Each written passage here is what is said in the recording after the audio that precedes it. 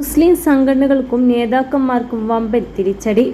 വഖഫ് ഭേദഗതി ബില്ല് നിയമമായതോടെ വഖഫ് ഭേദഗതി നിയമത്തെ ചോദ്യം ചെയ്ത് സ്റ്റേ ചെയ്യാനും മറ്റ് ഇളവുകൾ നൽകാനും ആവശ്യപ്പെട്ട് 8 ഹർജികളാണ് സുപ്രീം കോടതിയിൽ നൽകിയത്.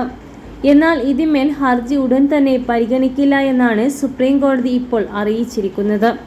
ഇവയിൽ അടിയന്തരമായി വാദം കേൾക്കണമെന്ന ആവശ്യവും കോടതി നിരസിച്ചു.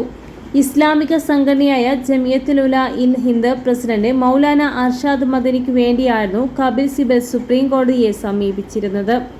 Congress Lok Sabha MP Muhammad Javed, AIMAM MP Asaduddin Owaisi, NGO association for protection of civil right AAP MLA Amanatullah Khan എന്നിവരും വഖഫ് ഭേദഗതി നിയമത്തിന്റെ സാധുത ചോദ്യം ചെയ്ത് സുപ്രീം കോടതിയിൽ ഹർജി നൽകിയിട്ടുണ്ട് എന്നാണ് റിപ്പോർട്ടുകൾ സൂചിപ്പിക്കുന്നത്.